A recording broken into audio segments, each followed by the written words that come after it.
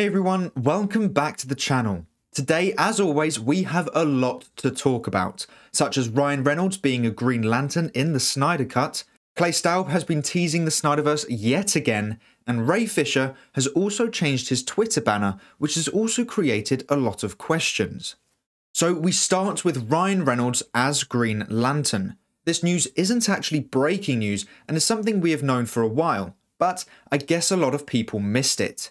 In an interview with The Hollywood Reporter, Zack Snyder said this. A few weeks ago, people were convinced Ryan Reynolds will be in this as Green Lantern. Did you ever in your wildest dreams think, let's get Ryan in a green screen and do a little cameo? There was another idea I had for the Green Lantern that wasn't Ryan. And so I thought that if we had gone down this path of Green Lantern, I would have had to have Ryan as the additional lantern. Got it. So it could have been maybe he would have been there as well as other lanterns, perhaps. As well as another lantern that would have been, but that's another story. Now, the reason why this has been brought up again is because of the Wayne T. Carr Green Lantern image that was released on March 18th. Snyder clearly states that Ryan Reynolds' Green Lantern was going to appear as well as another Green Lantern. That other Green Lantern being Wayne T. Carr.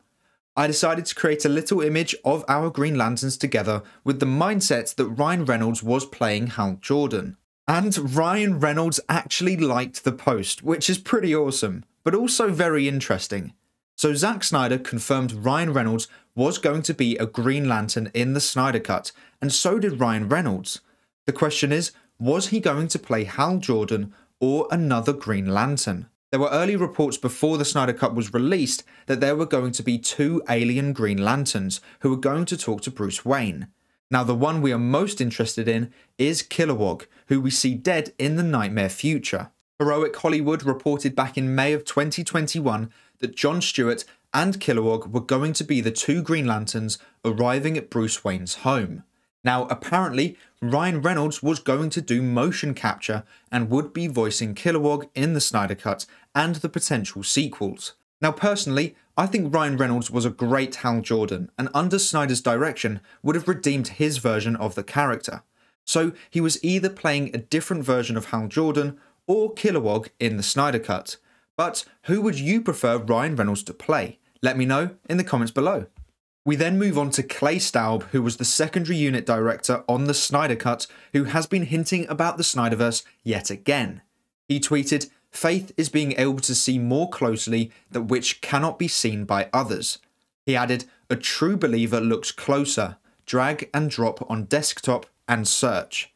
If we look closer at the image and brighten it up, we can see hashtag restore the Snyderverse on the sword." He then posted again with the caption, "Within the ruins of our past victories, the future awaits to be found." This time, if we zoom in on and brighten up the top right hand corner, we can yet again see hashtag restore the Snyderverse. Now this image has a green tint to it, which is hinting towards Green Lantern. But does Clay know something, or is he just trying to increase the hype?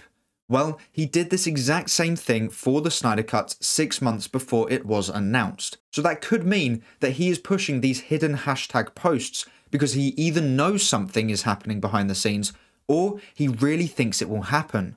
Either way, we should be excited by these posts. We also need to talk about the scooper called Nick Santos. Now, I don't know how believable or trustworthy Nick is, but he said on March 18th, "Someone informed me it's the 1-year anniversary of Zack Snyder's Justice League.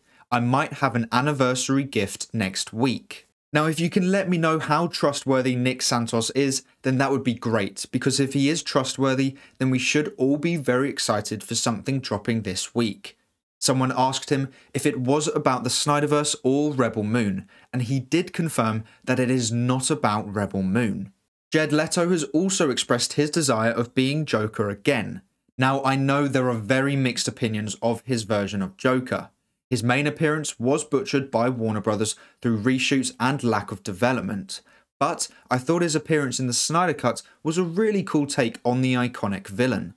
In a recent interview, Jared Leto said, "Never say never. For me, they're like living, breathing people. I know they're not, of course, but I get attached. It's a shame to never do it again."